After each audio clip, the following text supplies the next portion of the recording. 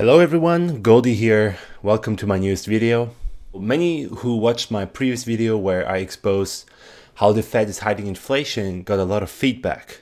And I noticed that a lot of people have difficulties understanding the effects of inflation on the stock market and the relationship between interest rates, inflation, and the stock market as a whole.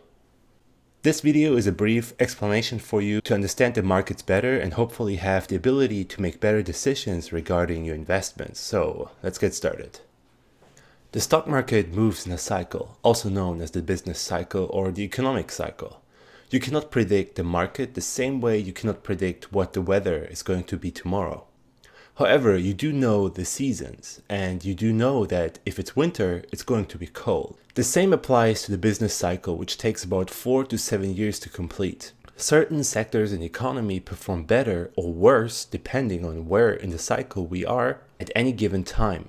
So just like you can make accurate decisions about the seasons, you can study the business cycle and its effects on different sectors to make smarter decisions for your investments.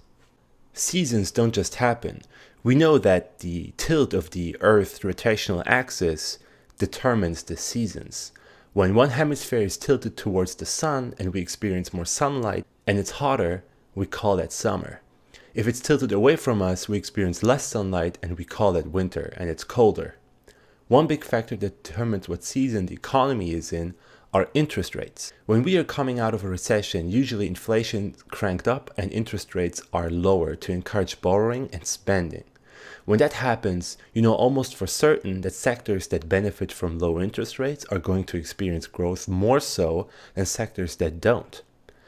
Real estate, financials, and the overall technology sector would and will experience enormous growth because with low interest rates, banks have to get more customers to sell mortgages, people are more willing to get mortgages for a home or borrow money to open a business. For example, the tech sector is reliant on investments and fresh influx of cash, especially for startups and new innovative technologies.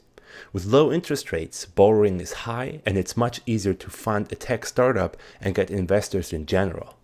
Low interest rates are used to stimulate the economy and encourage spending. High inflation causes prices to inflate, including the stock market. In fact, this is what we saw with trillions of dollars printed since the last year. We saw an absolute insane surge across all sectors and the fastest recovery in history of the stock market. This is also known as asset inflation. With global lockdowns and nowhere to go for extra cash, that printed money is either invested or saved. We have the highest savings rate in history. When we're just coming out of a market bottom at the start of the economical cycle, we can see that interest rates are very low and inflation is cranked up. At the mid to the end of a bull cycle, we see sectors performing well that benefit from high inflation. As cash loses value, people invest in more stable assets such as gold. That is why we see the industrial, materials, and energy sectors performing incredibly well. As we reach the peak of the bull market, interest rates are increased, having the opposite effect. Inflation is still high, but interest rates are flipped, meaning that interest rates go up, we're going to see a pullback in the markets, especially a transfer from growth to value investments.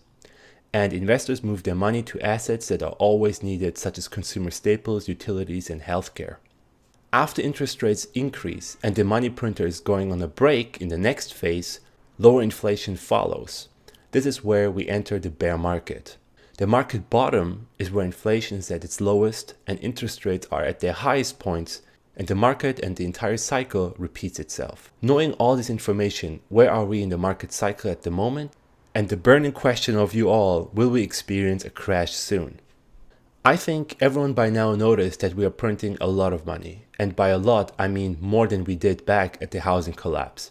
It is so much that more than a fifth of all the US dollar in circulation is printed just in 2020. Inflation always ends in the consumer markets and commodities at the end, but how come we haven't felt it yet? That has two reasons. The first reason is that inflation is not felt right away, but takes up to 2 years to have a significant effect on the economy, which is also known as the velocity of money. Without velocity, without economic activity, no inflation. The second and more interesting reason is that with global lockdowns and people not leaving their homes, there's just nowhere else to go for all that extra cash except into the stock market and savings. This is also known as asset inflation. Savings have never been higher and the velocity of money has never been lower. That is why only assets inflated so far. However, people are not holding stocks for the sake of owning stocks, but rather want to take profits and at some point spend that money elsewhere. Together with enormous high inflation, we have low interest rates. And looking at the stock market performance, we can see that materials, industrials, and especially energy, and surprisingly real estate also, have all been performing incredibly well the past few months. Tech has only slowed down by a bit since last year, telling us that we must be somewhere in the late bull phase of the cycle. So to recap, we do have high inflation, low interest rates, and sector performance is indicating that we are in a late bull phase of a cycle. So what has to change before we enter the next phase of the cycle? And the answer is interest rates. Interest rates have to spike. In my opinion, it is only an if question at this point, and the markets are not going to move by a lot until the Fed does something. So if interest rates are increased to slow down the effect of inflation, we will see a major pullback and maybe even a full-on crash in the markets. If rates are not getting higher as the Fed promised us, at least until 2023, we will see inflation getting more and more out of control, and assets, oil, materials, precious metals, industrials, and hard assets such as real estate will continue to go up. If the economy fully opens up again and people start spending, we will see all that inflation hitting us like a train. The longer the Fed postpones it, the harder the effect will be felt, especially in the commodities and consumer markets. And now I will answer a question from my fellow patron, Matt.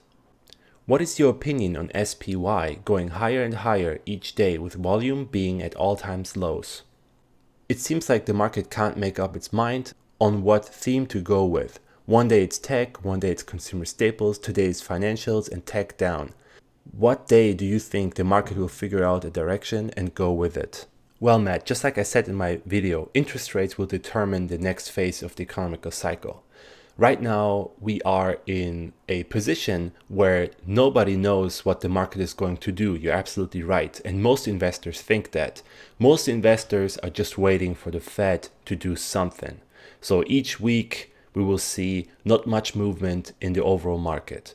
And the best thing you can do if you don't know what the markets are going to do tomorrow is to put your money into an S&P 500 index fund and just dollar cost average into that.